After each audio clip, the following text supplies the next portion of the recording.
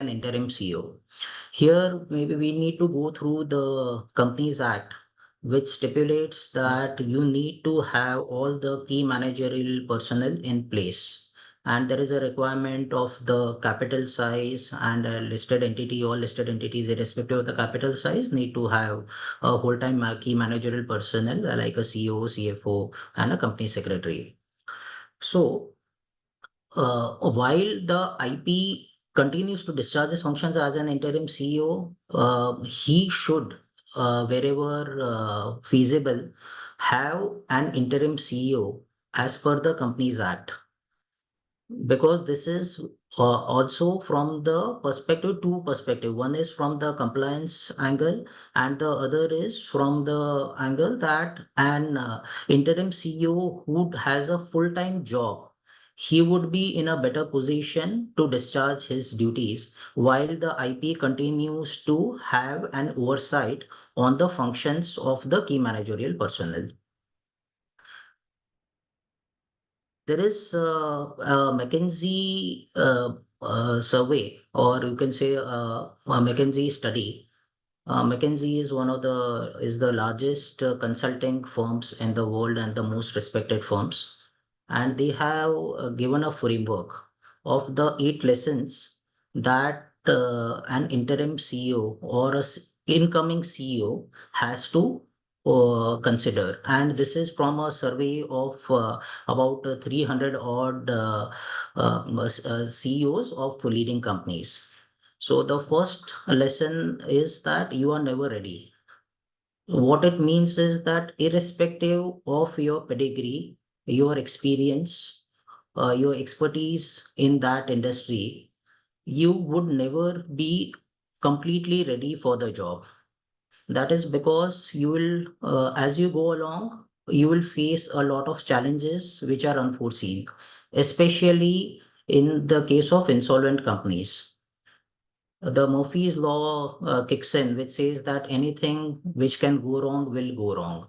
And we have to deal, as IPs, we have to deal with a lot of volatility and uncertainty. The second is that you have to develop an insight and edge from a diverse kitchen cabinet. What it means is that as an insolvency professional, you are not expected to know the intricacies of every industry, because you today you may be handling a power company, tomorrow you may be handling a food company, and then a cement company. While the underlying fundamentals of every business remain the same, however, the nuances of each business would differ a lot. And you are not expected to be an industry expert in all of these industries. Hence, you need to develop your insights into the industry by adopting an approach of consulting or speaking to several people, not necessarily only with the top management, but also with the middle management, the lower management, and regular meetings, regular conversations, speaking to fellow IPs who have worked in the same industry, speaking to industry experts, speaking to your peers, all that helps a lot. The third one is ready your value creation thesis. What it means is that what is it that you are going to do in this in the process, or the mandate that you have been given should be properly thought out. Not to say that whatever you think through in the beginning would hold even 1 month later or 2 months, because that will undergo a constant evolution and change given the different circumstances. However, as insolvency professional, the expectation is that we hold the fort. We do not let the value deteriorate. Adding value for an insolvent company is not letting the value deteriorate in the first place. So that is something which we need to determine. And then if the circumstances are favorable, then you add value, you restart the plant if the resources permit, and then maybe you increase the overall value of the company. One of the most critical tasks of an insolvency professional, of a CEO, is to act like a CHRO, which is the Chief HR Officer. This is more pertinent in case of insolvency, because let's say you take over a company which has not been producing for a very long time, you would find that most of the employees have left the company. You are saddled with very little or no employees, and your task is very onerous from day one, and it is an uphill task that you have to keep these employees motivated, what works for them, why they are there. So all those things, what is the future that they see? Are you going to turn around the company? Are you going to hand it over to somebody else? These are the kind of conversations that an insolvency professional should facilitate. If not have it himself, he should facilitate these conversations and build confidence, because you have to run the ship with the same set of sailors, because new people, the getting new talent in an insolvent company, while your resources may permit, it is going to be a very difficult task. The next lesson is do what only you can do. When you enter into a company, there are multiple things that you can do to make things right, because there will be a lot of shortcomings that you identify, and it would be very tempting to take full control of each of the tasks and then drive a change. However, if you indulge in doing everything, then you'll be stretching yourself too thin, and you'd probably take away the time and energy from the task that you are supposed to do. So prioritization is the key, and you have to learn the art of delegation and enabling people to do things. There are certain activities that an insolvency professional is only expected to do. That is one of the most important, being dealing with the stakeholders. Stakeholders meaning your customers, suppliers. So you need not indulge in daily conversation or every transaction with them, but a general expectation is something that you can set in. Dealing with the press, dealing with insolvency and bankruptcy board, dealing with the stakeholders, the committee of creditors. At times, you will have big COCs comprising of 20, 30 COC members. So this is a very important thing to do. What you should do and what you should not do is something that we have to pay a lot of attention on. Next one is to move from a private to a public persona. A CEO handles the company, and essentially he is the link between the company and the external world. So a CEO or an IT is expected to have an open line of communication with all the stakeholders in the process. The next one is managing your personal energy. What it means is that you will be saddled with so many responsibilities, and there will be a demand on your time and personal space when you are discharging your duties. You will have to prioritize and have you have to ensure that you bring all your personal energy into doing your job right. For that, you may have to step back a little on certain tasks. You may have to have your own routine. It would be, even if you devote 24 hours on the job, it is never going to be enough. But you will have to decide on what task you will be doing, so that your personal energy into that task does not fade. A lot of the people around you in the insolvency process will derive a lot of motivation, and their energy levels would be determined by what you bring to the table. The last one being committing to preparation is the rewarding first step. So while the task would be to identify the areas that you want to work on during the process, so that you can deliver better in terms of the results. Yeah. Let's move forward.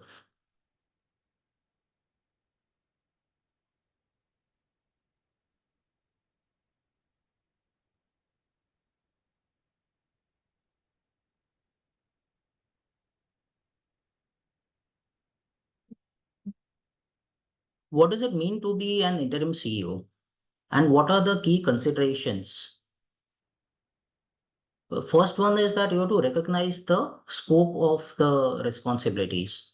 A full-time CEO will not have the task of an insolvency professional, responsibilities of an insolvency professional. So in that sense, the task of a CEO and the task of an insolvency professional, I would say the task of an insolvency professional is much more, because while you have an oversight, you have the responsibility for the company, you have a responsibility for the process also, the CIP process, wherein you would be inviting the claims, you will be handling the stakeholders, you will be inviting for the bids, you will be helping the COC in terms of negotiation. Probably you may need to run the process twice, thrice, and many number of times till the COC finds that they are able to discover the right value for the company. And an insolvency professional does inherit a fair bit of challenges, and he has to do justice to the task given to him. Second, for teamwork will make the dream work. As I mentioned earlier, we have to ensure what tasks we are going to do and what tasks we are going to delegate. It would not be practical to handle all the tasks alone and to keep control of all the tasks. So from a command and culture model, we'll have to move towards being a chief enabler.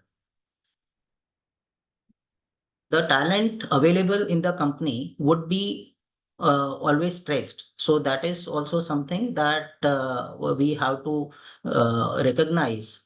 And a hire and fire policy or having a high-handed approach will not work. You may have to do with or tolerate a few people, but in the interest of the process, you will still have to do that. One of the other key considerations, you have to pick your battles. So you are like an Abhimanyu in the midst of Mahabharata, and you are being attacked from all the sides. And but you'll have to pick the battle. What are the key things that I want to actually engage in, and what are the key things that I would leave it for the people to engage in? There are certain things which, even if you do not do anything, things may resolve on its own. So you may have to give things some time. So like conflict resolution, and there could be periodic disagreements among the employees. There would always be a challenge working with the different teams.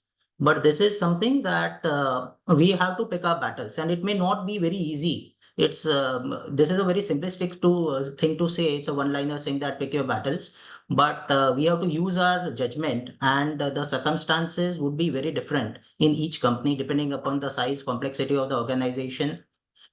Also, the stage of whether it is operating, not operating, or and many such factors would be there.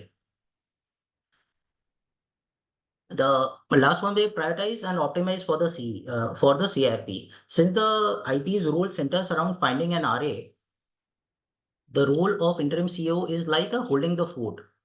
So you're not expected to make mass improvements in the way things are running. You are given a car which is maybe say 10 years. You are not expected to run it at 150 kilometers.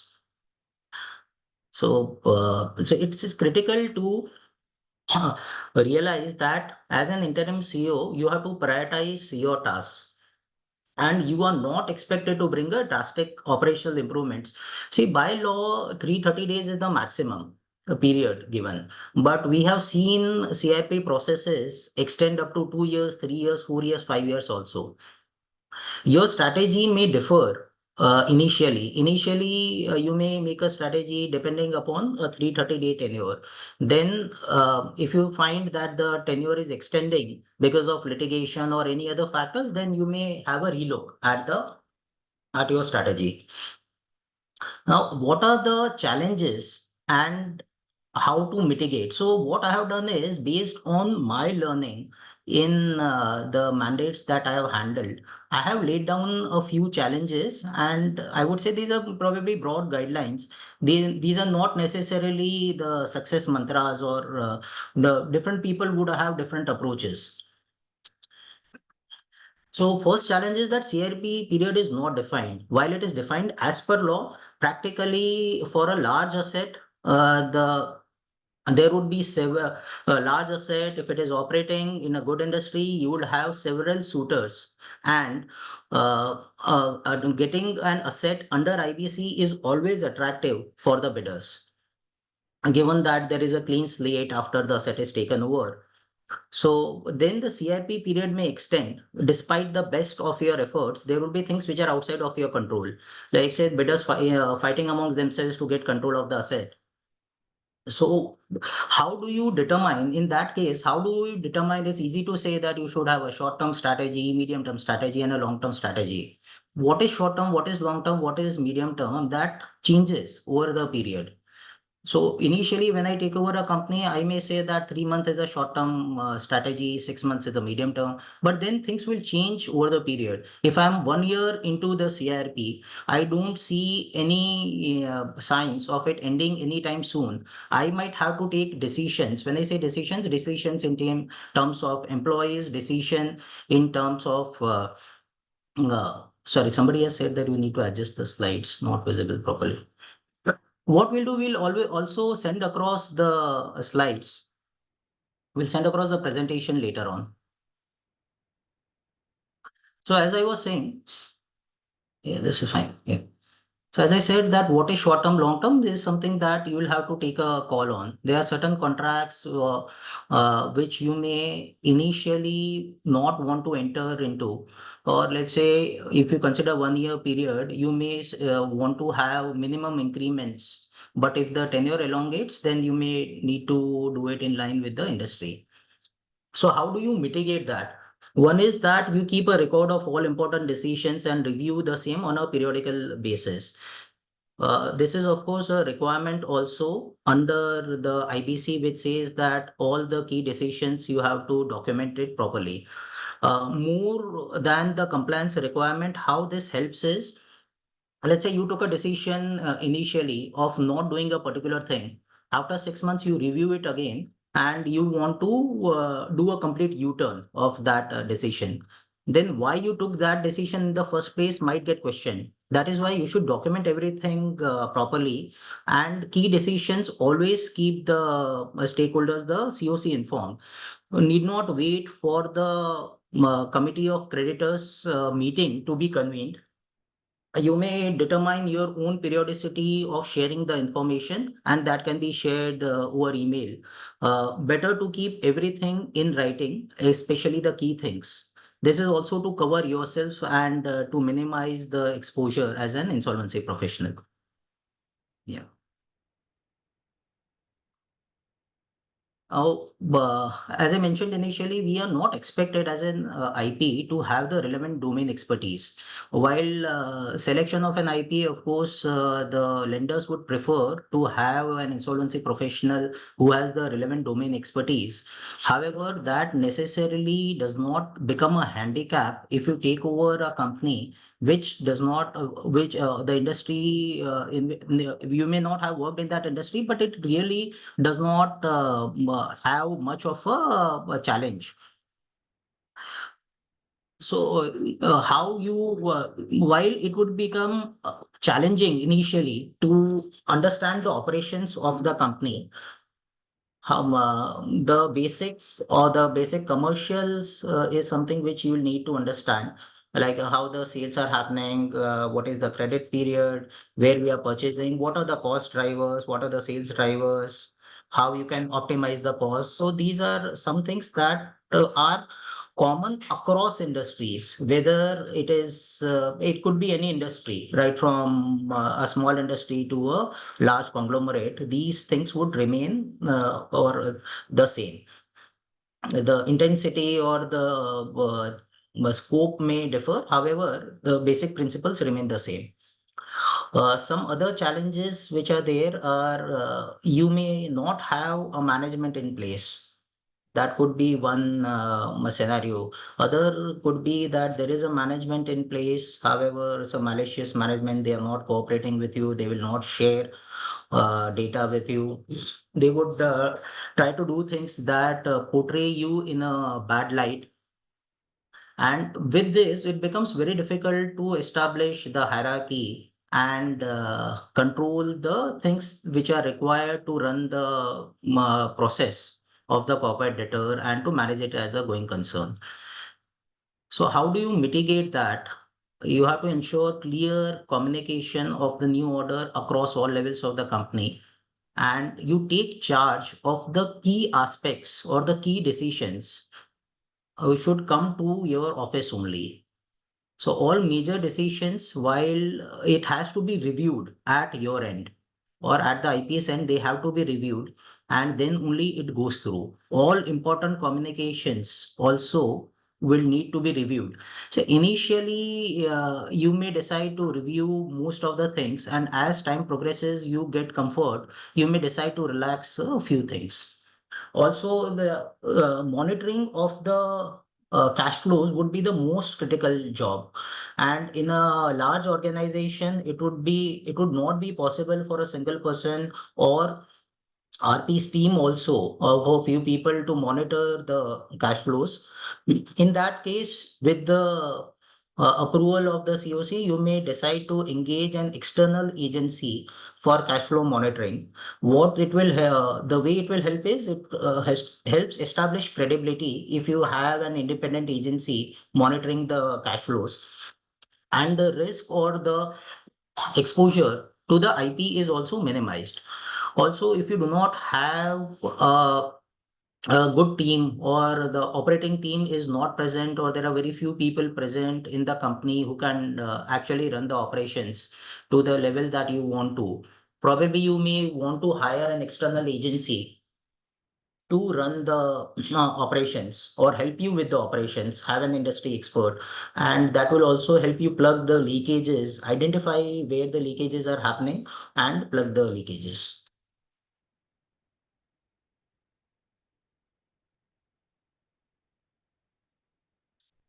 Huh. Every and all decisions taken during the CIRP may have adverse implications. So it is very important that the decisions be taken through a collective decision making process. I have been reiterating again and again on the fact that an IP needs to minimize the exposure that he's taking. There could be litigation, there could be questions even after you demit the office. Hence, it is very important that to cover yourself, to have a comprehensive insurance coverage. Uh, you may get the approval of the COC for the cause, you may not get the approval of the COC, but as an individual, you will have to determine whether I'm willing to take that kind of risk, especially when when the case is of large value. And at all times, if you anticipate a positive result or a negative result out of the decisions that you make, there would be several decisions that you will have to take, especially if there are, say, large scale litigations happening, which are high value litigations, and you have to guide the counsels and you have to take a decision whether you enter into a settlement. Let's say, for example, there is a case where we have to decide whether we take a settlement or we keep continuing to fight. Taking a settlement commercially, that may seem feasible and is feasible. However, given the constraints that the COC has, or the constraints during the CRP process, we may not decide to take the settlement and we may continue fighting. So it is important to keep the committee of creditors apprised at all points in time and to take their consensus. Even if the code does not say that you have to take COC approval, you should at least get it noted in the COC so that they are aware of the key matters at hand.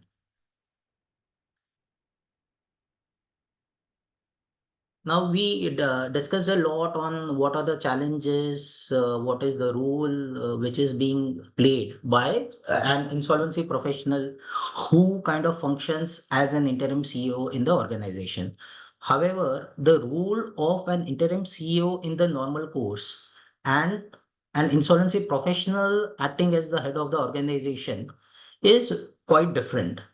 There are a few points that I've listed down. One is that as per law, initially you would look at a 330-day period or a 1 year period, let's say. An interim CEO would come in for a specific task, and this role could be shorter, longer, could be very different. The circumstances of appointment, IP would come in when the chips are already down, because the recovery process typically gets initiated very late and not when the first signs of stress are seen. So by the time you take over, you are taking over a company which is already shattered and battered. And when the chips are down, your task becomes all the more onerous. An interim CEO may come in the normal course. He could come in during stress, or there could be a transition. There is a sudden departure of a senior person, or he is tasked with closing a business or selling off a business division. So that would be a specific task.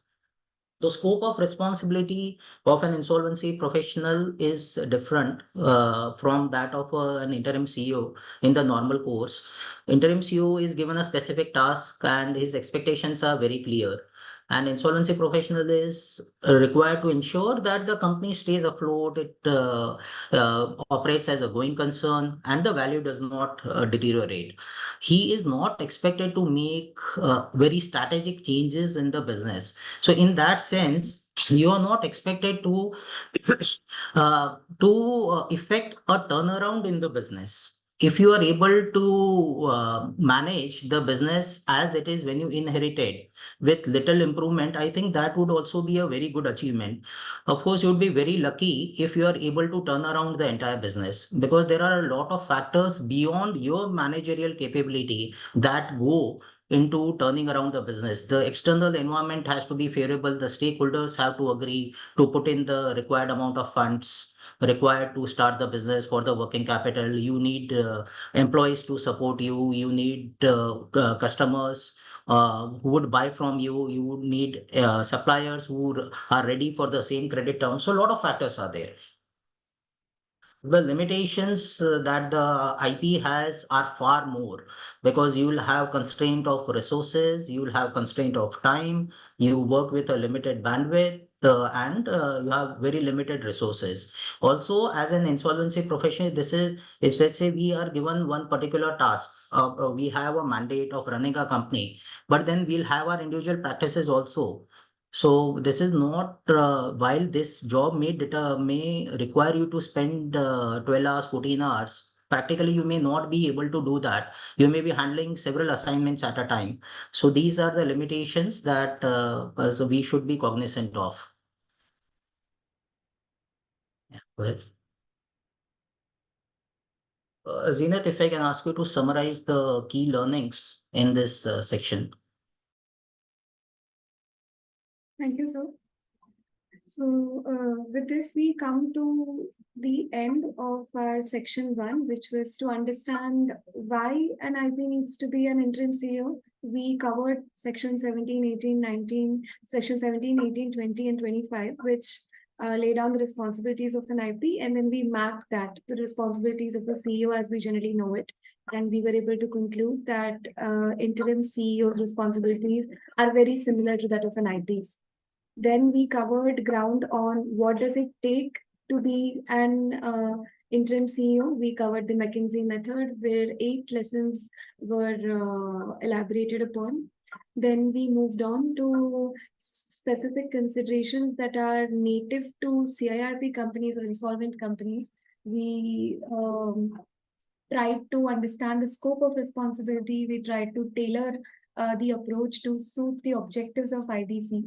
And in the end, we looked at a few instances of challenges, broad strokes of challenges that are usually faced in any insolvent company, irrespective of industry, and a couple of suggestions on how they can be mitigated. And with these, we will move on to the next part of our workshop, which will be towards making the management strategy.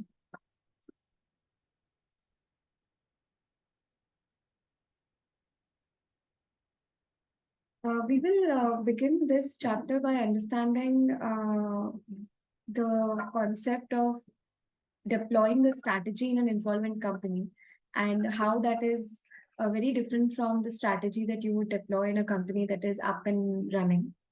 Uh, so,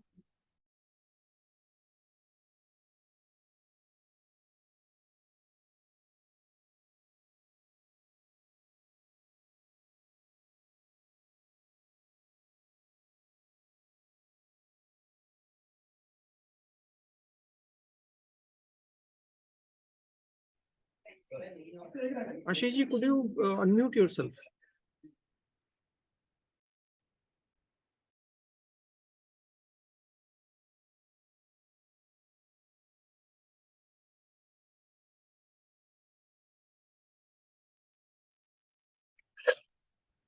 Sir, you're on mute.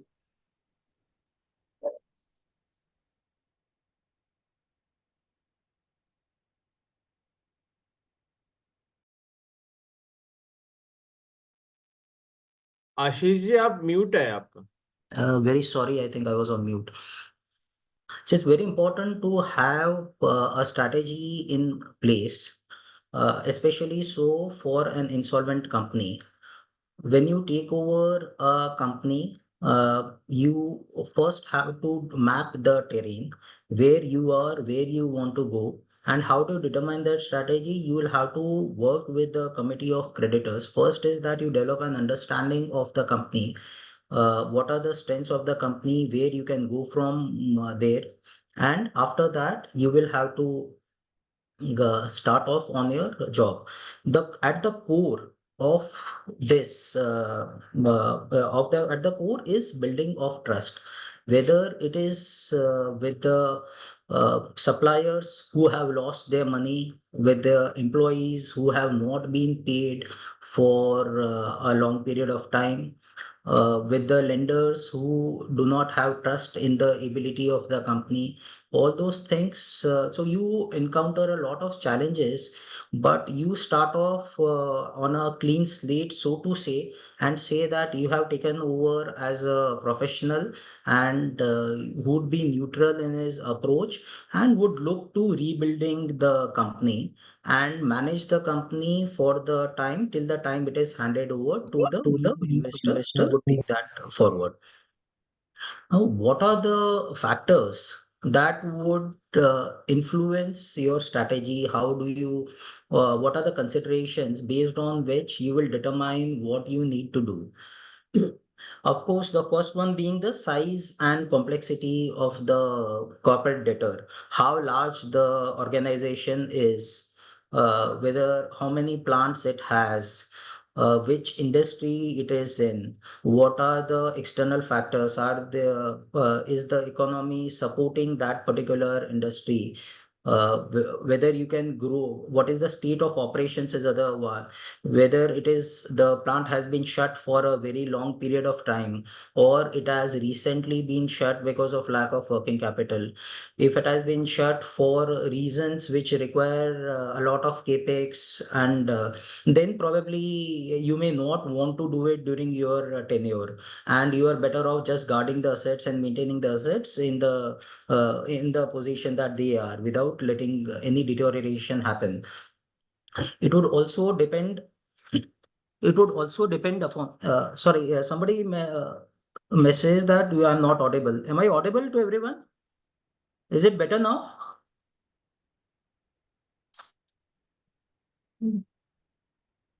hello. Okay, we are audible. Yes, sir, you're You're audible. audible, sir. Yeah, thank you. Despite all the precautions that we take, the connectivity and all that, I think Murphy's Law is something that continues to haunt us. Everything is going wrong. But yeah, that I hope it is better now. Your strategy would also be determined by the personnel or the talent that you have in the corporate debtor. If you still have people who can run the company, then that's I'm like that would be a very positive thing, because otherwise you may want, if you find that you are able to restart the operations or you want to scale up the operations of the company, probably you will have to rely on external talent, and getting external talent in an insolvent company is a hell of a task. And so you may want to have people on contract basis. So this is something which would depend upon the stage of the company, what finances you have on hand.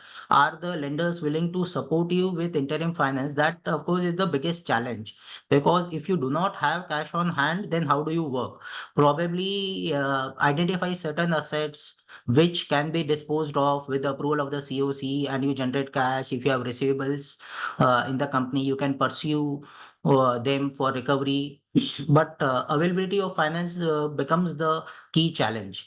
And with personnel, of course, the general sense of morale in the company, how effectively you are able to raise their morale, you are able to make them see where they would be going in their career, what would happen to the company. These are some of the key worry of the company personnel would be whether we would be paid our salaries on time, all those factors. So you may not have the answers because if you don't have clarity, but this is something you would have to. Sorry, I think again I am seeing somebody say that I'm not able to hear you. Um, Mansi ji, I think there may be an issue at your end because I see that other people are able to hear. Do you mind rechecking it at your end? Yeah, I think I mean the rest of the participants are confirming that um, we're audible. So should we go ahead then? They were audible to hear. Okay. The regulatory environment in the particular industry that you are operating in is also something that would play a very key role when determining your strategy. Of course, the underlying strategy of any CRP process or any corporate debtor would be to ensure that that the going concern operations would go on, and there is no deterioration in the asset. So and you kind of try to add value wherever possible, and that becomes the underlying theme. Okay, go ahead.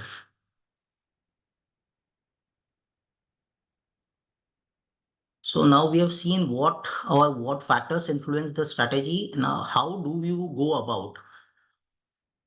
The first thing which is extremely important in any organization, and much more so in case of an insolvent company, is that you need to communicate and you have to build trust, so that the people who are there with you, they are invested in the company. When I say invested in the company, I mean that they work wholeheartedly and do not skip things. They should be ready. So you should be able to rally people with you and rally the stakeholders also. This thing I mentioned, that we probably will have to move away depending upon the size of the organization. Of course, this is a general principle for large organizations, but for smaller organization, a command and control model may work. But large organizations which are very complex, you would need to rely upon people and the technical experts, and hence you would shift to a role of being an enabler while retaining the control, of course. So when we say control, the key aspects first is that you have to identify which are the key aspects of control, and then you have to devise the methodology on how you are going to retain control at all the times. One other thing would be that you should look at, as I mentioned, it would be very tempting to fix everything because a lot of things are broken, and you may want to mend things, you may want to fix things. But given that there are constraints and limitations on your time that you can devote or the things that you can do, probably the best way initially would be to fix on things, to focus on things which need a fix, and so that the organization starts running. And maybe at a later stage, let's say after 6 months, you may look at other things. So so I would say prioritization would be the key to identify what tasks you want to do, what tasks you want to leave it for the others to do. Yeah. This is something which I mentioned, that expect the unexpected would be the thing. Even when things are going wrong, you may have all the resources in place. You may suddenly have some litigation. You may have a regulatory body sending you a notice. So you have to be prepared with all this. And hence, a very efficient legal team is something which is always desirable under the CRP process.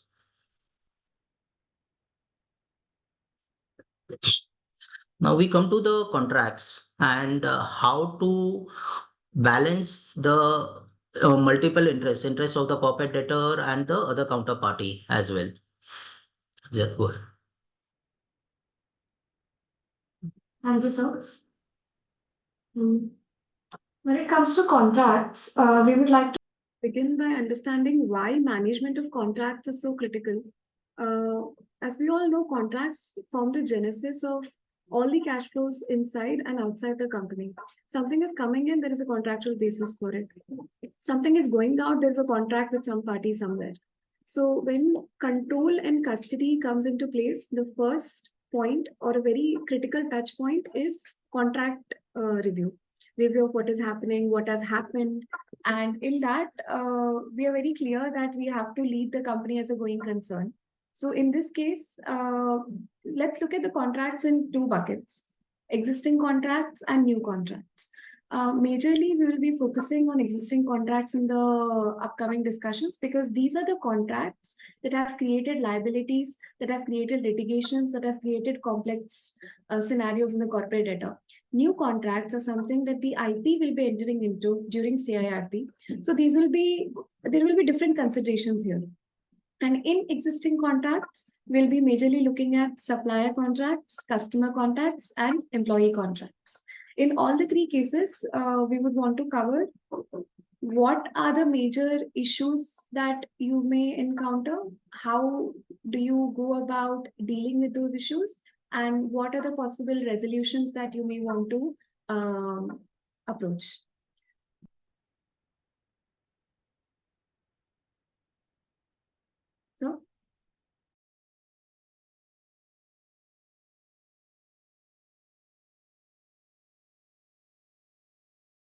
So, you are on mute. The contracts, what does the contract management entail?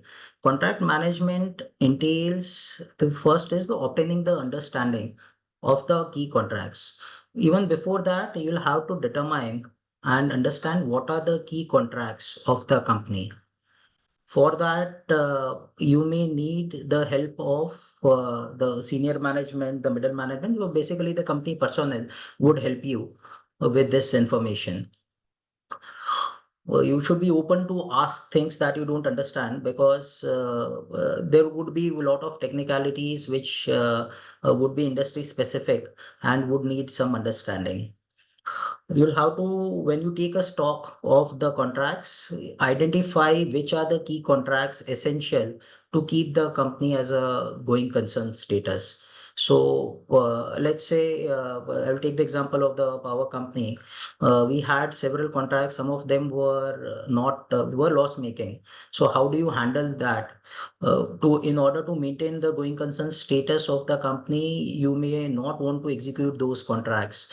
You will have to work along with your legal people, the commercial people, to figure out a way around those contracts. Because if you continue servicing those contracts are sacrosanct and you have to service it. But if you do that, then you would be taking the company on a downhill. So how to address those points is also very critical. Then you of course identify the onerous contracts, and you will have to strategize the way forward.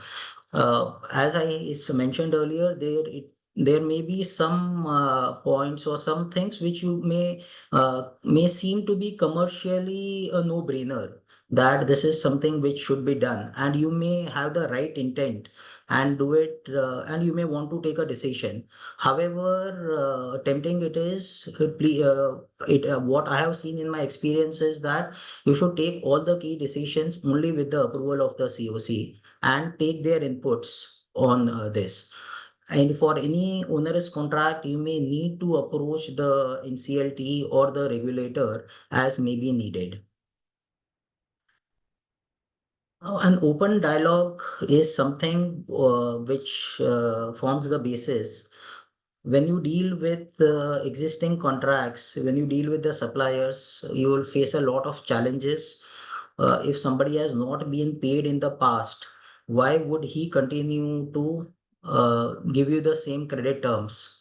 You may have to modify those credit terms like a cash on delivery or opening of an LC or giving him some comfort in the form of a bank guarantee.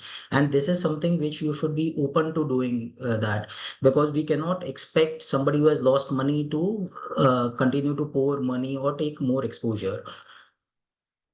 And it would be very important to speak to them, build trust, tell them that you are not the earlier promoter or the earlier management, you are there as a court appointed officer, and yeah, you have no interest in fleecing them. What are the key disputed areas? And is something which you will have to identify along with the company personnel. And maybe some efforts were taken in the past and some things have not worked out in the past. However, doesn't mean that they may not work out during the CRP also. So you may want to initiate a fresh dialogue with the people and get things moving. Then you negotiate after understanding, having a dialogue, you will have to negotiate the contracts. New contracts would be easier to negotiate. Existing contracts, renegotiation would be a task. Depending upon the industry, you may want to take a call. Or you may want to change the terms of your customers, your suppliers. All those things are something you will have to work on on your cash flows, what impact it will have on the cash flows. The uh, underlying theme would be that it should be value accretive for the company. uh, Litigations in large companies would be there. Would definitely all large companies would have litigation, and that would might have a large bearing on the resolution and on the cash inflow in the company. So a litigation strategy is something that you would want to devote a lot of time on.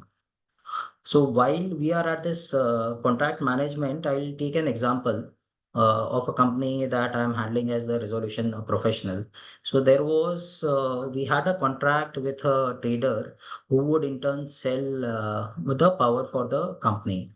And that contract was not viable for either party.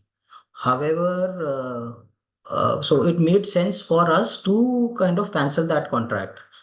We had a discussion with the stakeholders, and they felt that if you try to walk out of the contract, the other party would want some sort of compensation for that. What we did is we went through the contract, and you have to approach everything from a commercial mindset.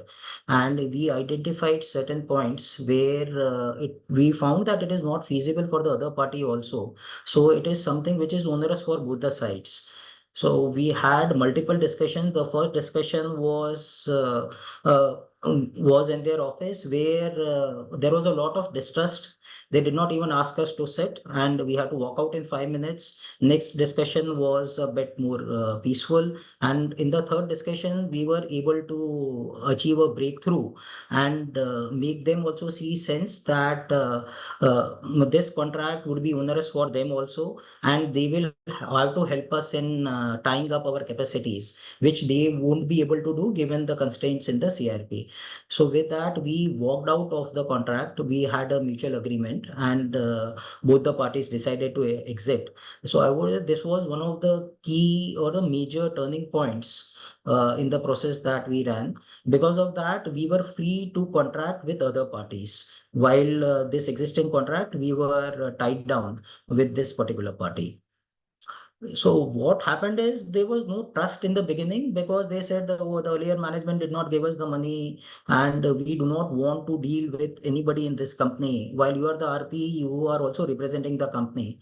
But gradually, when we started having a dialogue, we had open lines of communication. All those helped a lot. Yeah. Okay, good. Yeah. So you can. So, Zina, do you want to make an introduction to this chapter? Thank you, sir. So with that, we've covered the basics of contract management, and we will now move on to chapter 4, which is control, communication, and negotiation. We aim to cover all three things separately, and when we say control, we mean control and custody of the assets of the corporate debtor, the operations of the corporate debtor, and the process. And we will be focusing more on the operations of the corporate debtor, because the idea is to talk about the role of an IP as an interim CEO, which really shines in the operations and going concern assumption of corporate debtor. And in communication, we will be dealing with external and internal stakeholders, and how those lines of communications and what are the tenets that will have to be taken care of when communicating with such a wide base of stakeholders. And in the end, we will speak of negotiation, and this includes negotiation with banks, with the investors, and with contracting parties as well. While a good portion of contracting parties has been covered in the earlier section. I will be taking up the first part, which is control, with inputs from Ashish sir, and communication negotiation will be taken up by Ashish sir.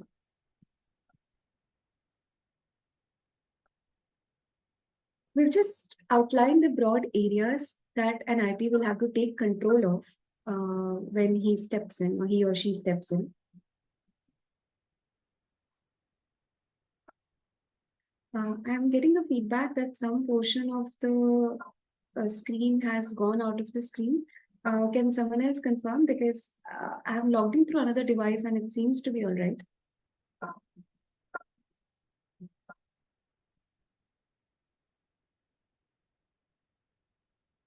Okay, thank you so much. Rakesh, sir, you may want to maybe adjust your resolution or the layout. Maybe the grid layout may be changed. Thanks. So we'll move on. The areas that we foresee that IB needs to take control of are, one, of course, finance and accounts. Two, operations. And in operations, purchase, production, and sales are three mammoth departments on their own, and will have to be looked at in three separate ways, and three separate strategies will have to be crafted to take control of these three things. Third, HR, a very, very critical aspect, because the employees which are left in the company will determine the fate of how much cooperation you're going to get during the process. Four, stakeholder relationship. As mentioned by Mr. Rathi, stakeholder relationship is the keystone of ensuring a smooth CIRP. Then legal. Legal is very intricately tied to finance, because in legal, unless legal control is taken, outcomes of legal proceedings cannot be taken control of. And outcomes of legal proceedings are what influence, and in a lot of cases, the value that resolution plans also derive. And in the end, information technology. Now, information technology is something that differs across the size of organization. In a smaller organization, this could be as simple as taking tally backup. And in a large organization, this could be a very complex ERP system. Of course, an IP is not expected to have the technical chops for it, but you're definitely expected to know the ERP system within which the company functions, understand a general IT controls that are available in the system to see if there are any leakages, maybe refer to the internal financial control report that is available, and also take email backups of any key managerial person who has left in the last 1 or 2 years. As a preventive measure, this will also allow you to take control of the look back period transactions as well. So these are the broad areas. These are not the only areas where the IP will have to take control. Moving on, we've tried to outline the steps of how control can be taken. Step one, you have to study the balance sheet at a trial balance level, because at the balance sheet there could be net offs. This company is insolvent, whatever company it is. So there skepticism is going to be very important. There could be a lot of mismanagement. So you'll have to keep a open mind in terms of the financial statements that you're reviewing. You will have to review the financial statements at trial balance level to understand what are the assets in the company, what do I need to take control of. The scope of control needs to be defined as step one. Step two, and once you've defined the assets, once you've identified the assets, further segregate them as movable, immovable, financial, encumbered, or lying with third parties, litigated, etc. This is important because in each case, the way that you take control will differ. In case of immovable assets, the control would be of the documents underlying the asset. In case of movable asset, you would want to take control of the asset itself. So the strategies will differ greatly. Then we come to step three, which is what I covered. You have to craft independent methods. And step four is to conduct site visits as much as possible, wherever possible, to gather first-hand information. And in a lot of cases, it is also expected of an IP to conduct not one, not two, but regular site visits in order to ensure that operations are running smoothly. Also, optically, it inspires a lot of confidence in the people at the site as well. So this is I would say this is a best practice. Moving on, we've tried to illustrate how each category can be taken control of.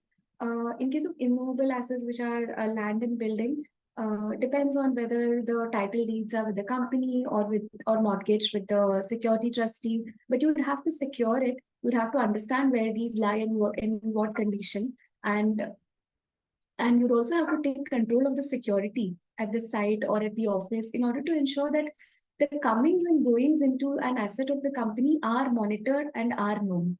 And of course, adequate insurance is one of the major things that will have to be reviewed as soon as you take over a company, because the extent of insurance could be lax. And as an insolvency professional, you would want to ensure that any loss, any unforeseen circumstance is covered.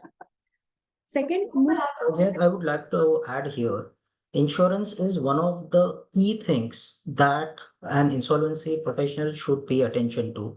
You may not have the technical expertise to understand the nuances of how much insurance to take, what coverage has to be taken.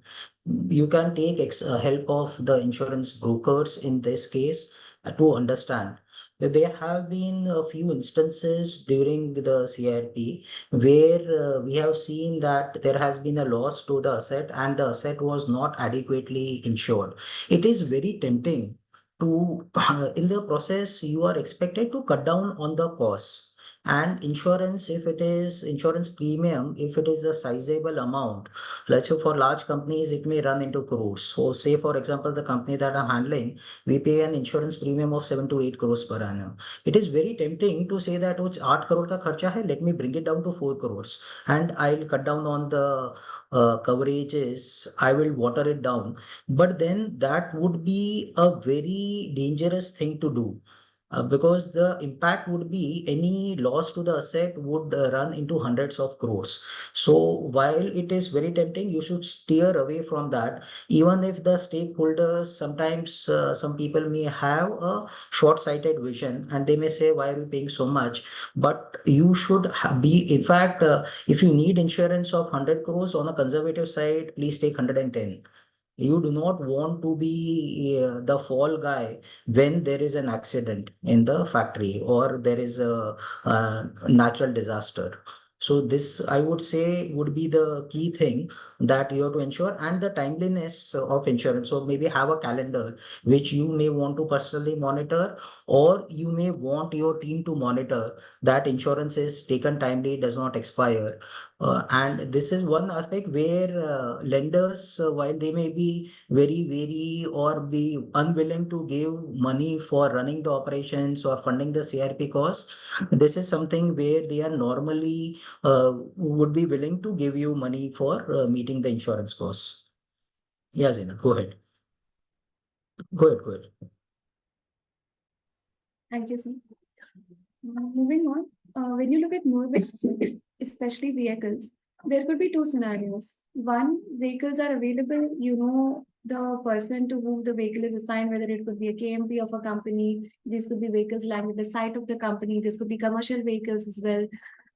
In that case, it becomes easier to take control and custody of these vehicles because you know the location of these vehicles.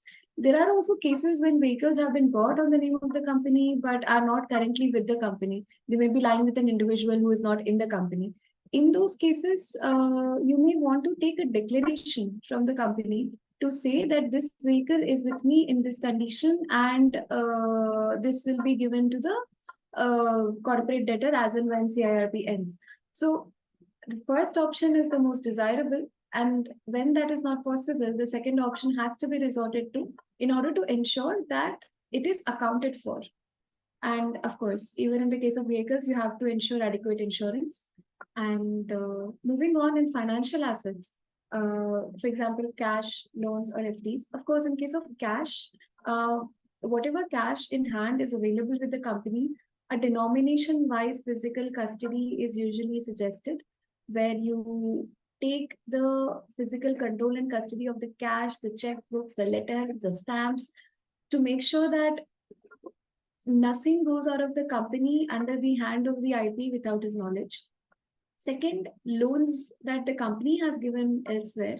Here, it would be key to obtain one balance confirmations. In a lot of CIRP companies, balance confirmations from these loans are not available. Auditors are not able to get it, and indicator will always be available in the auditor's report to say that we have not been able to get the adequate balance confirmations. That's a sign that this will have to be taken care of. And two, you will also probably have to look at initiating steps to recovery if these are long pending, and if these are especially to related parties, an additional layer of review would also be needed. Then fixed deposits. Now, fixed deposits usually in a company that is stressed, it will not have large reserves of fixed deposits unencumbered. They will usually be given as security to secure bank guarantees. And depending on the terms that they enjoy with the bank, these bank guarantees could be secured at 100% or 25%. You would want to see if how these assets are secured and in what form they lie, and ensure that the interest on these FDs is also accruing to the benefit of the company. This is another way that you can take control and custody of these financial assets. Then we come to encumbered assets. Encumbered assets, usually because the lenders of the company are forming part of the COC. In case of lender encumbrances, there is little complexity involved. You can trust the security trustee has the deeds for these, that the mortgages are secured. However, in case where encumbrance is with authorities or regulators, in that case, an added complexity arises where you will have to understand whether the encumbrance is legal after initiation of CIRP, whether this is encumbrance that will also have to be dealt with in terms of resolution plan, whether this has to be released. Those considerations will also come into the fore. Then we speak of assets lying with third parties. An example is security deposits. A lot of times companies at the inceptions have given different varying security deposits to varying organizations and regulators and authorities. And a continuous review process is not usually there. So a lot of these security deposits would actually not or may not be needed anymore. A review of these would reveal if any of this can come back to the company. We have seen that in a lot of CIP cases, we've been able to recover these security deposits, and it adds an infusion of liquidity to the company. And It will also add a layer of understanding with the current employees as well, that this is everything has to be reviewed, everything has to be looked at anew. And in the end, we'd like to briefly cover EPC sites as well. Ashish, sir, would you want to do that? So one of the major challenges in an EPC company or a company which has multiple sites is that they may be far-flung. They may not be concentrated around one particular area, could be in different states, could be at places which are not easily accessible as such. Even if they are accessible, you may have challenges in going there, whether you may not be allowed an entry into that particular site because people have not been paid. So this particular industry, there would be a lot of challenges, and as I mentioned, you will have to employ different tactics or different strategies to deal with probably each of the sites. And we may have to go to NCLT for getting certain reliefs. And but one thing that probably in this industry you may want to do is that each site is generating money. It shouldn't happen. Yeah, I'm putting in 100, but I'm only getting 90. 100 should yield me. What I'm talking about is every additional deployment. Every additional deployment should result in some value accretion, some additional cash flow for the company, which helps me meet the other costs of other sites or the head office expenses or the CIP costs. Good. Now, these are some of the key areas what we had outlined earlier. When we say work control and custody of the assets is one thing. But how do you have control over the operations? How do you have control over the employees of the key legal cases, the litigations which are ongoing and which may have a large bearing on the company and the IT piece also? So operations, initially you sit down with people and you try to understand, take a walkthrough of all the, you first step probably would be to break it down in very simple steps. A complex operation can also be broken down in terms of simple steps which are easily understandable by a layman, and be very open to asking questions, well, because you may not have the knowledge or the technical skills. So please be very open to understanding even from the junior most people. And this we covered that an additional layer, how do you ensure that the cash flows or the payments are being made to the right party? So you have an external agency, COC, permitting you to review the underlying contracts, and every payment which is made is reviewed by an external agency. To take control of the operations, you may not, you need not know how the boiler operates, how the turbine operates, how a particular machinery operates. But what you should know is what has been the output, what is the maximum achievable output. Maybe have some idea of what the peers are doing, and hence all this you will be able to understand only when you have a robust MIS reporting system in place, where you have the operational parameters defined and what is the status of the finances. And this is something, the periodicity is something which you will have to determine depending upon the operation, the stage of the company, that is left to the individual. However, a regular review is something which is a must. You may not understand 10 things in that, but optically you reviewing things will make the employees be very watchful, and they know that they have to deliver. Similarly, conducting weekly calls with the finance, with the operation team, with the key teams, and to discuss only on the key issues. Because the moment you conduct calls, there is a tendency, which we have seen, of the people to bring forth 10,000 different problems which are ongoing. On the The key task for an IP is to cut down through the crap and only look at what are the key things that he is going to address.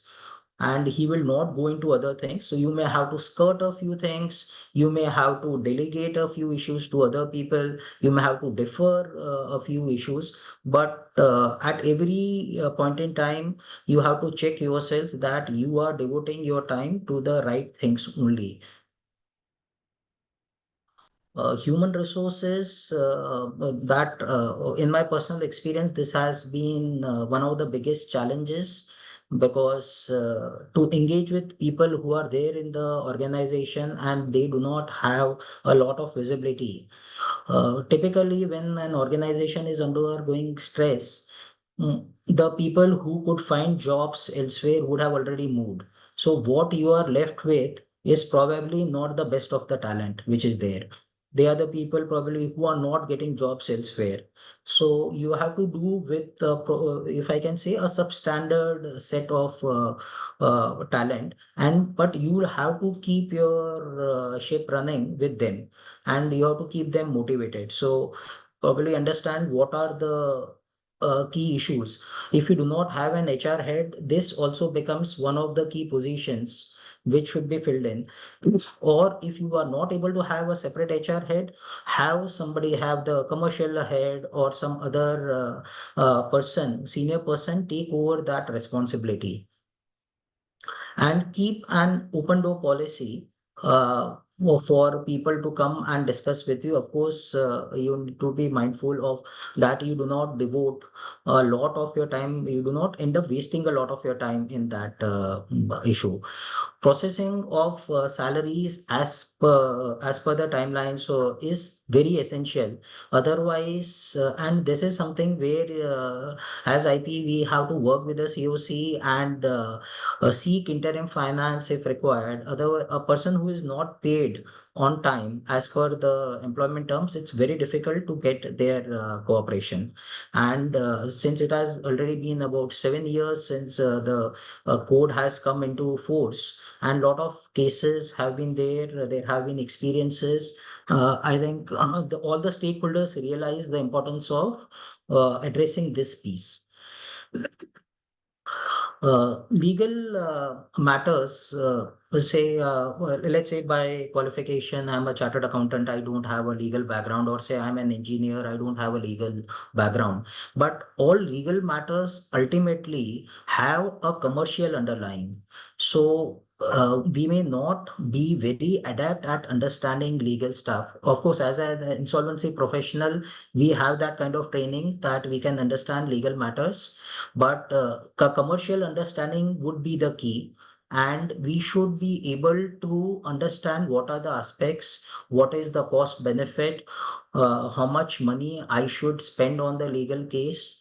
And given this understanding, we should be able to go to the stakeholders, seek funding, take their guidance on the decisions that have to be taken. One pitfall would be to take all the decisions on your own, because you do not know which way things may go, especially in large value transactions. So better to take the concurrence of COC. You may go to the COC. COC may say that this does not fall within my purview. I'm not going to pass a resolution approving or disapproving this, or determining a particular course of action. But to cover yourself, you should at least get it noted that this is the decision I'm taking, and these are the factors why I want to take this decision. Uh, Key litigations, you may want to determine what kind of counsels to engage. Again, like in insurance, here also it may be tempting, because we are seeing the litigation costs are huge. Engaging a senior counsel for a particular case may take up lakhs of rupees, and we may think if it's not going to result in any material benefit, I would rather not engage a senior counsel. That would be a commercial call. However, this also has to be looked at from the angle that if I had a senior counsel, let's say, I'm just taking an example, if I had a senior counsel for last 10 hearings, 11th hearing, I don't have a senior counsel. And if there is an adverse judgment, then entire exposure is mine. So I would rather have a senior counsel, even if I feel that commercially it may not make so much sense. So that is where you'll have to take a judgment call of what things you need to do. Whether to change the legal firm if things are not moving forward, or whether to have an additional legal firm on top of the existing firm, or a lot of decisions you will have to take. IT part, Zenith covered that you have to get an overall understanding of the ERP environment. You may not be an expert at that, but develop an overall understanding and ensure that the process, maybe you would want to have a third party review of your processes, and whatever flaws are there, you may want to try to fix it. Yeah, go ahead. Now, coming to communication, while we have covered this earlier multiple times, uh, say as an IP, you are faced with the task of interacting with multiple people. One is internal, when we say internal, employees, suppliers, customers, a regulator in that particular industry. That is one aspect. Other is CRP related. You will have to interact with the committee of creditors, you interact with legal people, you interact with the professionals that you have deployed, interact with the investors. If it's a large asset, then this may become one of the key tasks that you are saddled with. And what information to be communicated, the information which is communicated should not differ. You have a similar communication going out to all the investors, whether you want to have all written communication or also have meetings. All those things is something which you would want to figure out. Dealing with the press also becomes important. Most of the time, it is preferable not to. You'll get queries, you'll have people calling you to get an update on the process, confirm certain numbers. It's best not to indulge because, as per the code, confidentiality is paramount, and as IP, we are supposed to protect that. Interaction with the regulator, large cases, they would want an update on what is happening in this case. So regular communication. In fact, Zainat, you want to cover 2082D.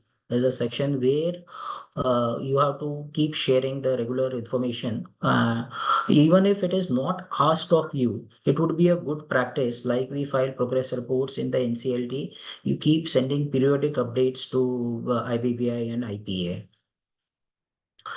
And other authorities, other government authorities, be it income tax or ROC or customs authorities, or you will have to have a regular interaction with them. Zenat, you want to add on this? Yes.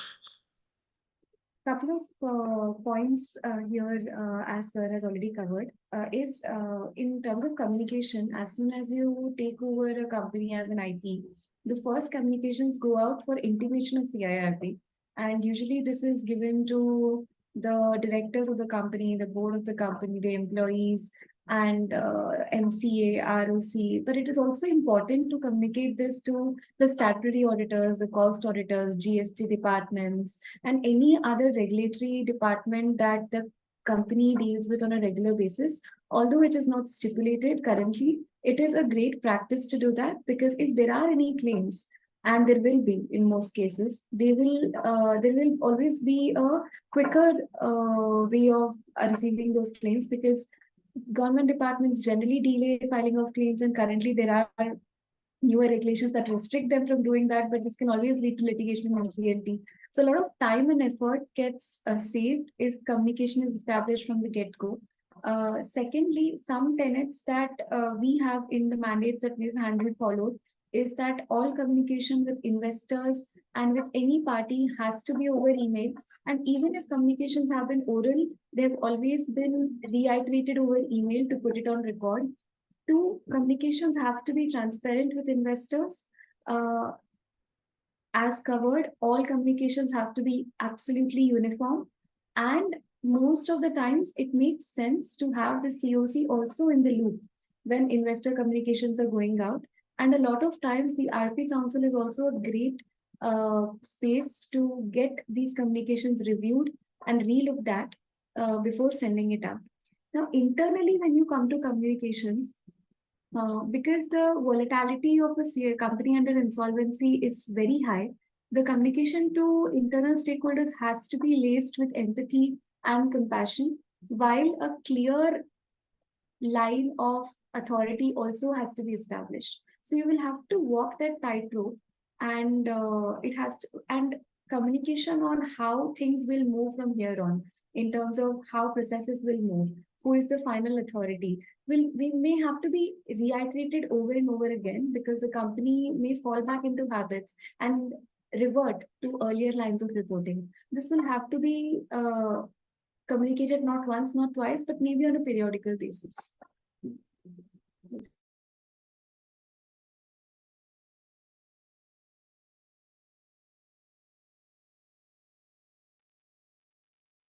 It goes without saying that this remains one of the key skills as an interim CEO. When you are negotiating, you have to negotiate every day. Every task that you do would involve negotiation, whether it is with the COC members uh, on your cause, or on the steps that you are supposed to take, or what you deem fit should be taken in the company, appointment of key personnel in the company, all those things. Discussions with the COC, that is one. Discussion with investors when they are evaluating the company, and what task the IP has is that he has to facilitate the negotiation by the COC. So typically we see that a particular value is offered in the first round, COC would negotiate. So how do you facilitate the COC is by providing them with all the relevant data points on the performance of the company. You have an innate understanding of the company now, having handled the company for the last 3, 4, 5 months. So you provide them the data points to facilitate the negotiation with authorities. While the company is under CRP, we have seen instances where they send a show cause notice, even though they know that there is a moratorium in place. So you need to sit down with them, negotiate with them, tell them what is possible, what is not possible. And so this is one. And with suppliers, customers, as we covered, we an insolvent company needs more favorable terms. However, it may not be practically possible, and we may in fact have to dilute the terms with the suppliers. But it is essential to keep the supply chain intact and have the raw material on a timely basis for the production to happen, for the sales to happen, and the cash flows, eventual cash flows. And settlement of disputes also would require some give and take. Any concessions that are being proposed may lead to finger pointing at the IP as to why he has given any concessions while negotiating. Better to have a written document, indulge in, or have a collective decision making process, and take approvals or get it noted in the COC as and when you deem it is required for important decisions. Yeah. Yeah. So I think with this, we'll probably take a break of 15 minutes, and then we cover our next topics, which is organizational politics. Then we go to the case study of a large power company that I am currently handling, and where we have been fortunate to effect a turnaround in the operations of the company. And last 15, 20 minutes, we would keep it open for discussions. Most of you are insolvency professionals, or probably all of you, and would have your own experiences or learnings in terms of dealing with complex situations. So maybe we have a discussion of about 20, 25 minutes to learn from each other. So with this, Anjali, can we have a break of 15 minutes? Can we break now? So it's about Yes, 12, sir, we can take 20, break. 12:10. Yes. Resume at 12:25 or let's say 12:30. 12:30 we resume. Yes, sir. Yes, sir. Is that fine with everyone? Yes, sir. Yes, it's fine. Go ahead, please. Thank you, everyone. So we'll resume at 12:30 sharp. Thank you.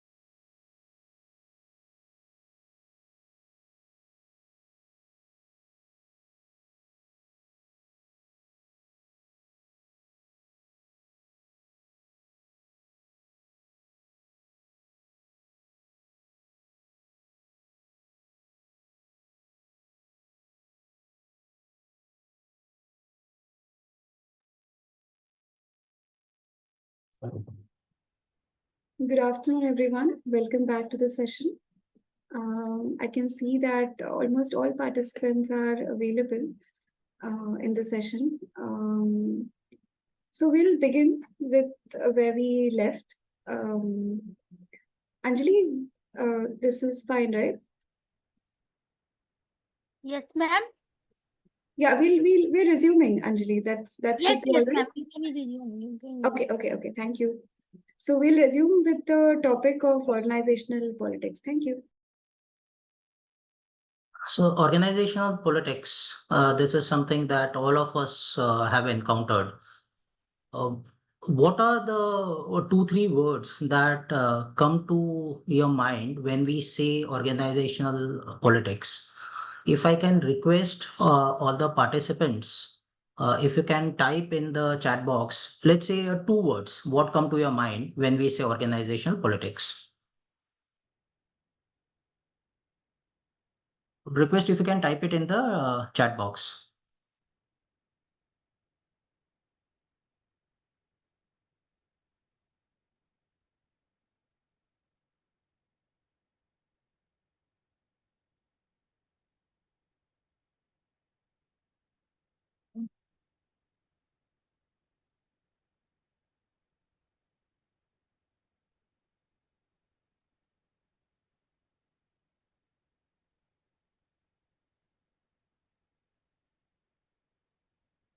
Yeah. Anybody else? There's read non-cooperative employees, management, groupism, favoritism. Any other attributes that come to your mind?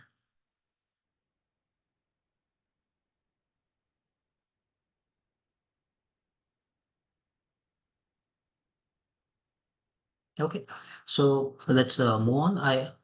So as we can see, this word politics in general, taking someone's credit here, absolutely. Uh, this word politics has a negative connotation and derailing the process here. And organizational politics is typically considered evil, so to say. And some of us would say that this is not something that we would want to indulge in. I would like to play steer clear of the organizational politics. I would want to focus on the job that I have at hand and not be indulging in playing games. But much as we may dislike you can go ahead here. Much as we may dislike this word or the things that are required to achieve your goals by using politics as a tool, this is something that we cannot wish away. And hence, whether as IPs or as IP role or any other role that we do, politics is inherent and we would have to deal with it. Is it necessarily bad? Not necessarily, because politics is an inherent thing. It's a social trait that human beings would use to wield power. You use your relationships, your influence to wield power to get what you want. Sometimes it may be to say get your increments, win favor with your boss. You may want the organization to go in a particular direction. So you may indulge in different tactics, but are they necessarily bad? I would say no, not necessarily, because we all would have to deal with it and we have to see how do we use it to our advantage. Now here there is no clear-cut formula as such, because every organization, the level of the way people deal with each other, the groupism which is there, how people interact, who controls the information, all those things would differ from organization to organization. And hence, we would have to use our own judgment and understanding on how to deal with these things. Now, organization politics wouldn't be limited only to the corporate debtor because there are multiple stakeholders that we deal with during the process. So even with the COC members, which a COC member would be taking a call, who would be influencing the process, whether it is the person with the highest vote share or maybe a person with even a lower vote share would could be very important, who would support you in your decisions. So these are decisions that probably we do not we take on maybe it's a subconscious decisions that we keep taking on a daily basis, maybe in a more conscious manner. This is something that we may want to work upon.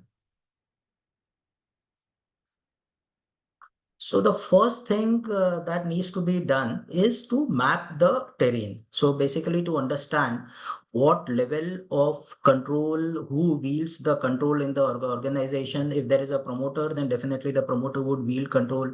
Who is the next most important person? For you, the most important person may not be necessarily be only the senior management. It could be a person one down to him, or maybe much junior in the organization who is able to pass on the information to you, who is able to tell you about the processes, the operations. So you will have to have your own strategy to deal with it. One extreme could be probably that you may not want to deal with it at all and just ignore it. And at other extreme, it could be that you want to take control of everything. But I think middle path is something. Where do you draw the line? What middle path you want to take is something which has to be determined basis the complexity of the assignment at hand. Your objective is, of course, at the underlying objective always will be to keep the company running and that you do not want any distractions. So these things which come in, there might cause distractions and try to take you away from your objective. So every time you will have to pull yourself and keep your focus on the key things only. Uh, a conflict-free situation is the most desirable situation.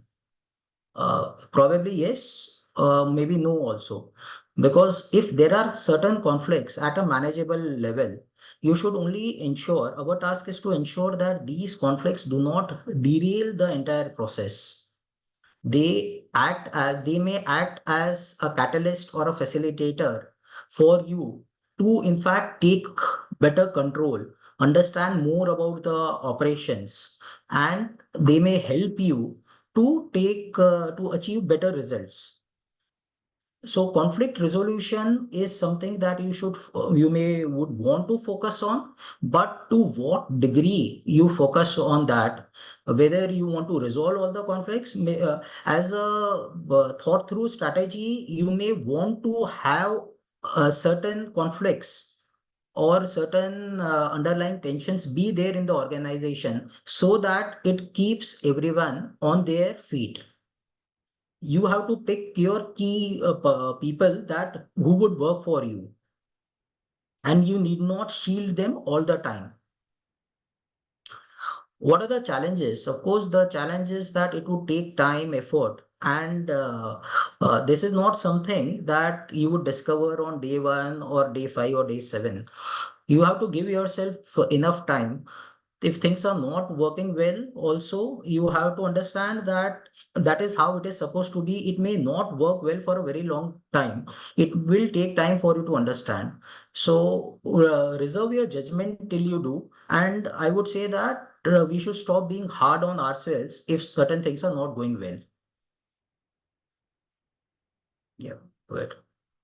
So now that we have covered this topic, all the topics, let me come to the case study.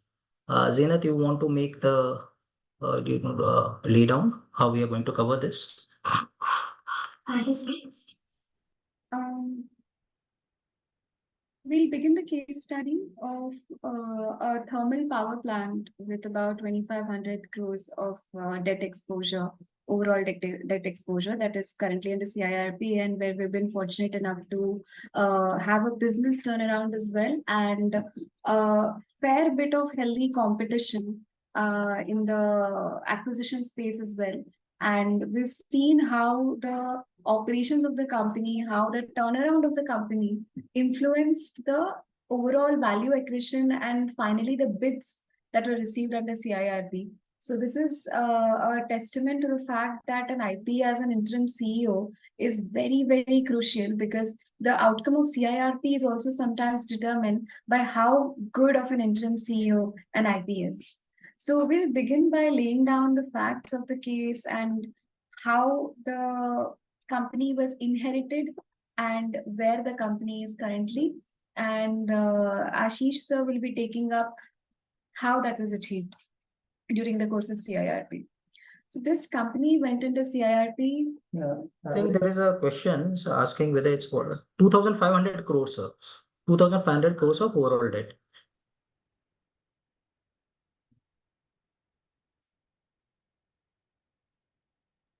Yeah, thank you. So so the company went into CIRP sometime in the first quarter of 2022, and when the company was inherited, the operations had been shut for 6 months because there was no working capital and there were not enough power purchase agreements. So there was no incentive for the lenders also to fund the company further, because they had already suffered losses multiple times in the same account, because the account had already gone under restructuring as well 2 years prior to insolvency. And a lot of key employees had exited the company, which meant that the employees that remained in the company were not of the highest skill set. And most notably, the board of directors was absent for almost 3 years, which meant the financials of the company had not been finalized right from 2019-20. And there was no clear direction of leadership. And because there was a plant site and a head office site, there were two independent lines of reporting running parallelly. And as a result of this, there was number of conflicts in the company. All this led to a subpar management of the affairs of the company and eventual shutdown. And because of this, the payables kept building up, and certain loss-making contracts that the company had entered into, they couldn't be looked at, renegotiated, or exited. And these loss-making contracts were so huge, because this is power purchase agreements and other contracts, that they made even the operation of the company unsustainable. So in this state, the company had been put under insolvency. And the task was to, one, of course, find an investor, but also, given the state of the company, to find funding and restart the operations as well. And to do that, retain all the employees. So currently, the position of the company is that it has achieved the highest ever turnover. Its peak revenues have been achieved during CIRP, and all the key positions have been filled in. As on date, it is EBITDA positive, and funding is continuously available, although reliance on the funding is reducing day by day because the company is able to sustain its operations. New power purchase agreements have been entered into, both short term and long term, and the contracts have become profitable.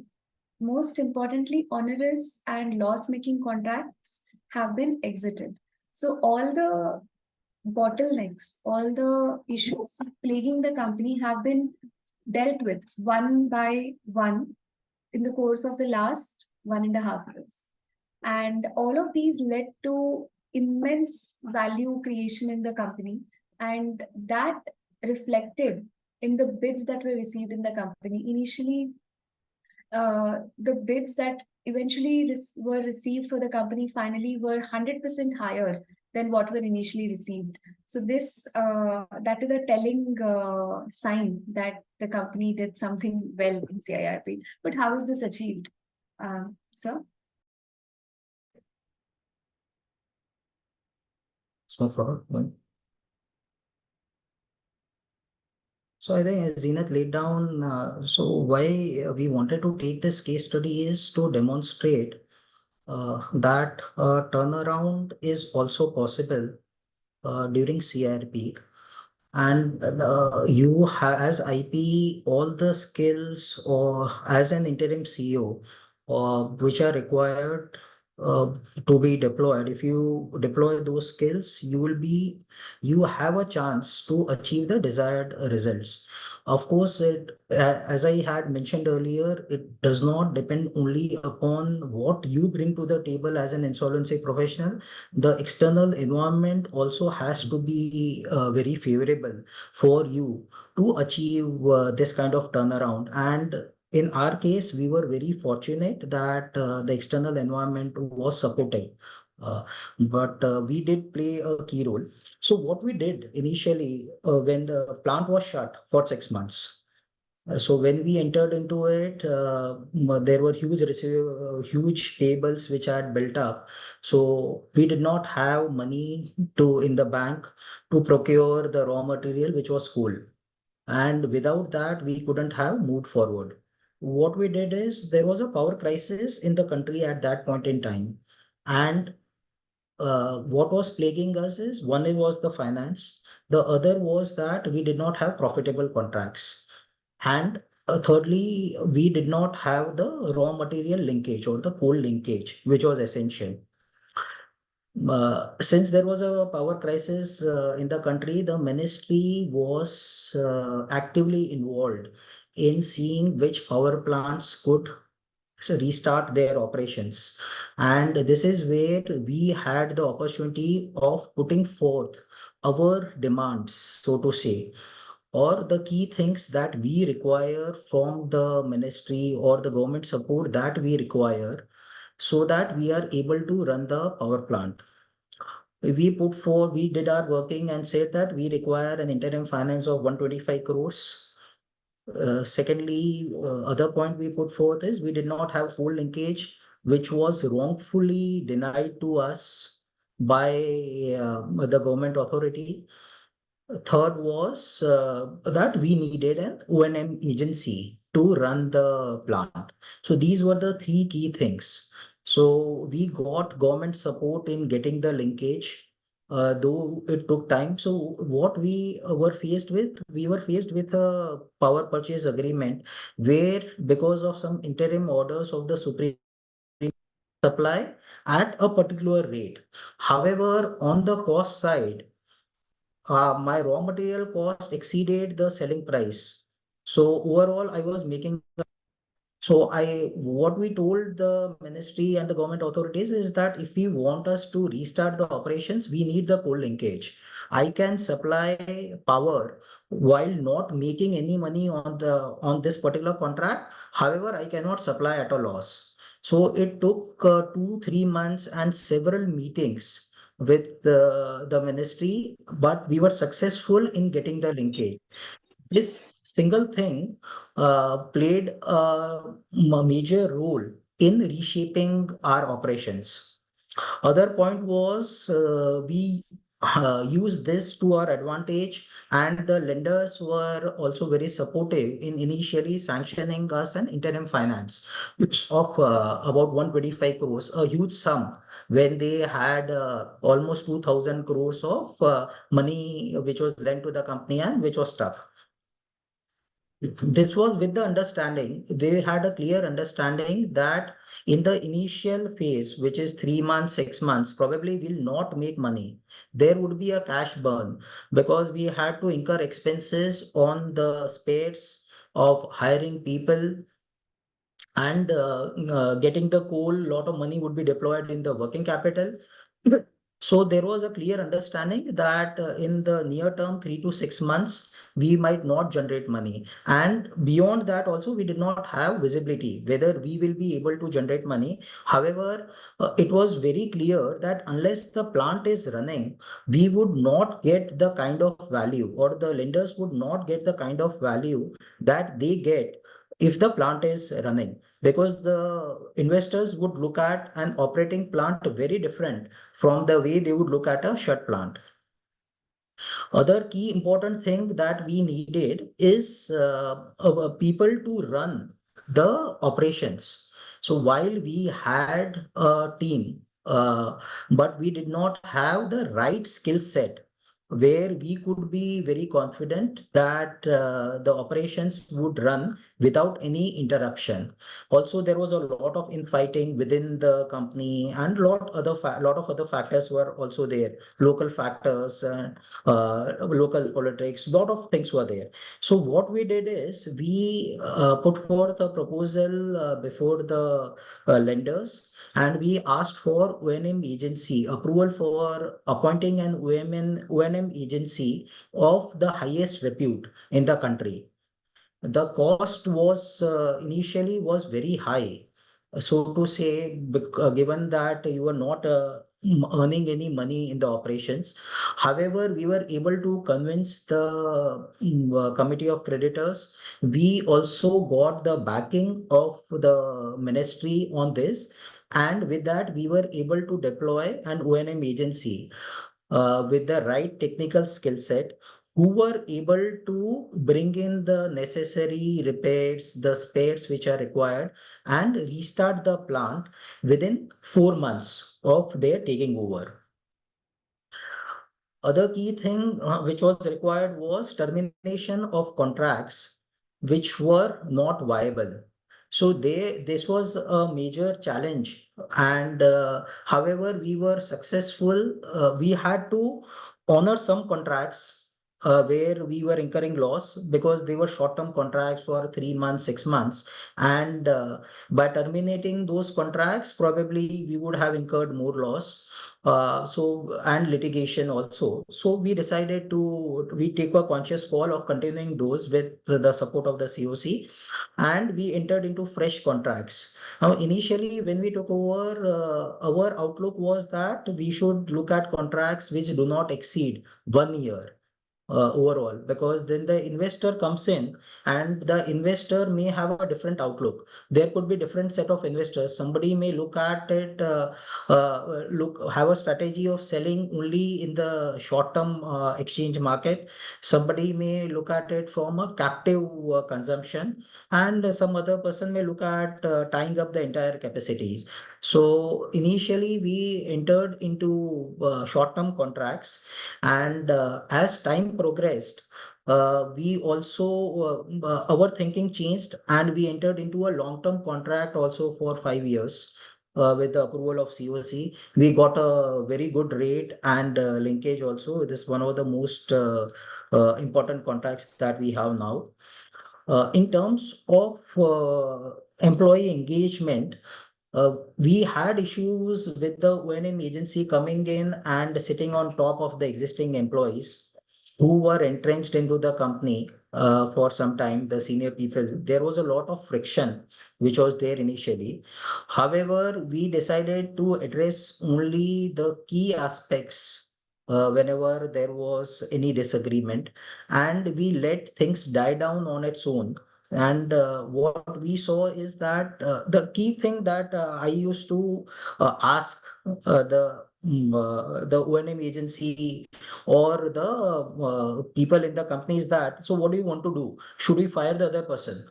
And invariably, the answer would be no, we need the other person because they have skills. However, probably their way of working needs to be changed. We'll also try to work around the way we work. And so that is how things were. And over a course of 3 to 4 months, the friction also died down, and both the teams are working in a harmonious manner.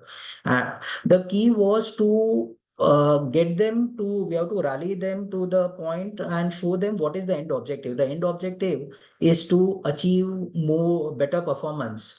If there is better performance, which means increments for the employees, bonuses for the employees, or promotions for the employee, you have a good set of investors coming in to take over the company, and hence you have a good future, or the employees have a good future. So these are minor inconveniences that you have to deal with along the way. A clear line of communication with the customers, vendors was a must. The RP and RP team would have had at least 20-30 meetings with the vendors who had huge claims, but we needed their support. So initially, we told them that for the first 2-3 months, maybe we'll give you some 10% advance. You do the work. So that was basically a confidence building measure. And now with most of these vendors, we have the same credit terms as were there earlier. What we have ensured is that we stick to the credit terms and we do not delay the payments. Of course, this may sound very simplistic because we were able to make money. Initially, for the 6 or 7 months, we did not make money while we were incurring costs. However, for the last about 12 months, we have made money. The company has achieved its highest ever profitability and turnover. The demand scenario in the power sector is also supportive, hence that has happened. We have it, as I mentioned, we now continuously evaluate new contracts that we should enter into and have a healthy mix of both short-term and long-term contracts. And we have ensured that these commercial decisions that we take, we have a committee, sort of a committee where 3-4 people, senior people, put their brains into what contracts we should enter into, what is the pricing that we should quote, what tenure we should do, what counterparty we should select so that we do not run the risk of credit default or delay in payments. So, and more often than not, there is a consensus and consensus in this committee, and then we take decisions. So these are some of the key things which have worked for us. As I said, we would need a lot of support from the external factors to be able to achieve these kind of results. But then, is it end of the road, or let's say, is the situation such that everything is hunky dory? I would say largely yes, to maybe 80%, but there are still a lot of improvements which are possible. If let's say if we are at an EBIT of 10-12%, industry average is 14%, 15%, then that is the scope we can go up. But for that, what we need to do, probably all things we may not be able to do, because you are an interim management or interim CEO, and you would not want to take long-term decisions which will bind the incoming investor. So we also recognize this limitation. However, current situation, we are able to manage the operations well. The interim finance that we have taken has come down to a large extent. So and we also, one of the key challenges we still continue to grapple with is on the key managerial personnel. We had a case of a CFO joining us, then he left because did not want to take up the onerous responsibilities. So those challenges are something that we continue to grapple with every day. It isn't that the entire management team is in place. Probably we'll have to deal with it till the time the new investor comes in, and RP team has to devote a lot of time in actually getting into the accounts, finalizing the accounts and all that. But yeah, that's a part of the job. So yes, not everything is hunky dory, but the key objectives that we had in mind earlier, things have in fact been much better than what we had earlier envisaged. So I think with this, we come to an end of our presentation, and we would throw open the floor for discussions. What I would request is that if some participants want to come up and share their experience, I don't think there can be a question answer session as such, because this is not a technical session as such. We are just sharing experience. I shared my experiences of running companies under insolvency.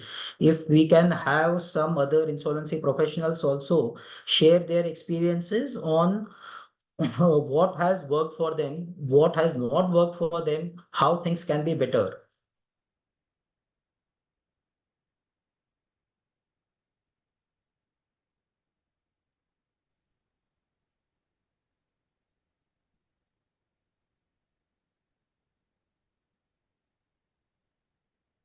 So maybe the way we can go about it is if somebody would like to speak, then maybe you can raise your hand up or just start because there's an option to raise your hand in Zoom. So that way we can proceed. Yeah, I have one question. Yes, I'll go ahead. Yeah, this is Rakesh Mishra speaking.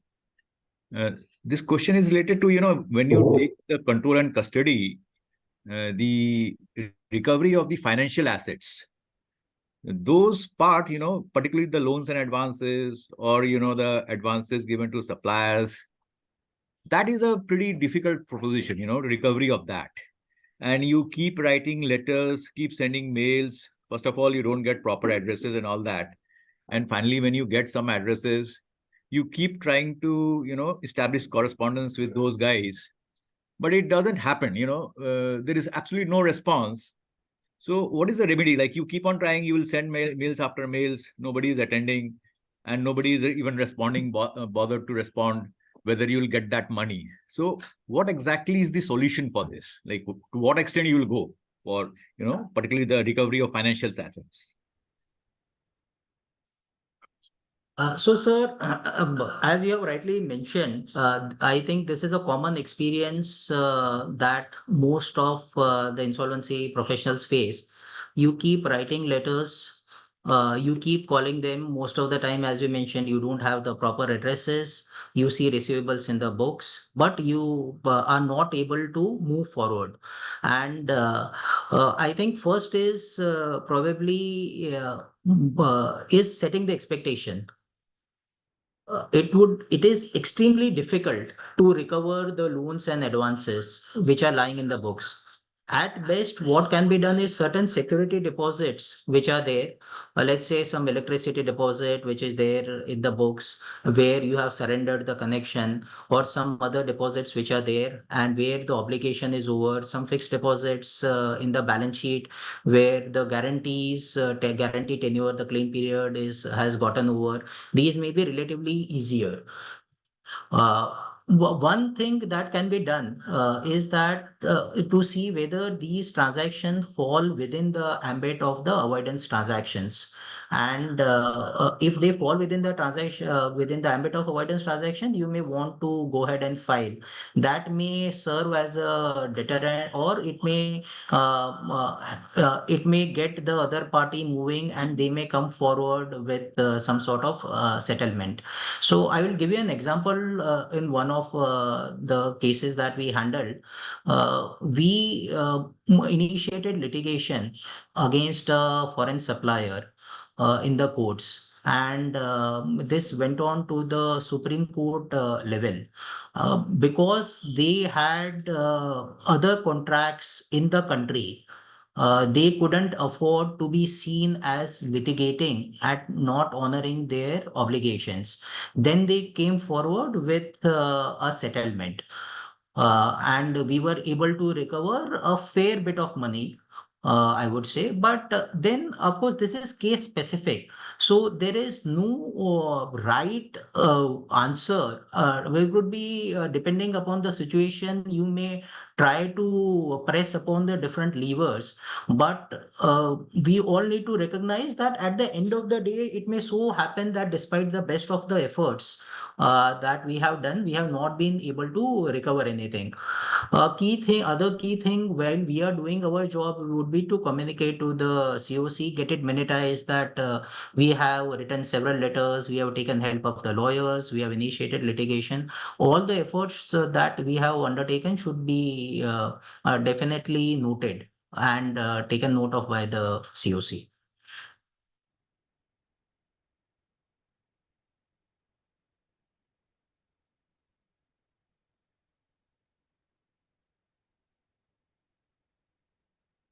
Sir, any other points that, or does anybody want to share their experiences?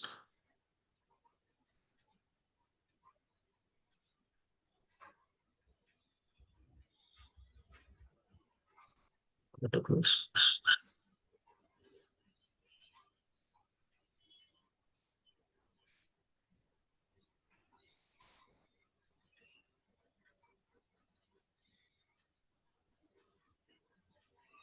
I think we can then call this to a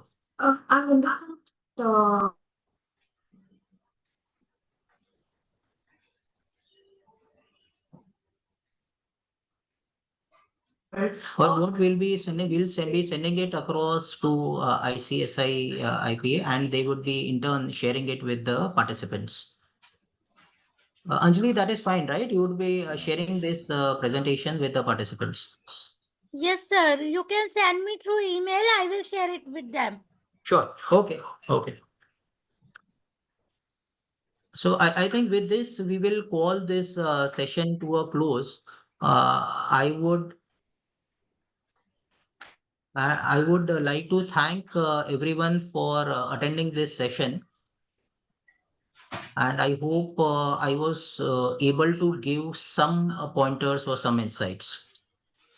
Thank you, everyone. Thank you, Ashish and Jina, for very enriching session to both of you. Thank you, sir.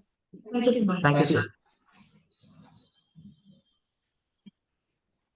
Anjali, we'll close this session now. Sure, sir. We can close it now. Thank you very much, sir, for such a wonderful and informative session and for sharing your ideas on the subject. And all the participants, thank you very much for joining the session with us. Thanks. Thank you very much. Sir, please share the PPTs with us. Yes. We can leave now. Can we leave now, please? Yes, we can leave it. Thank you.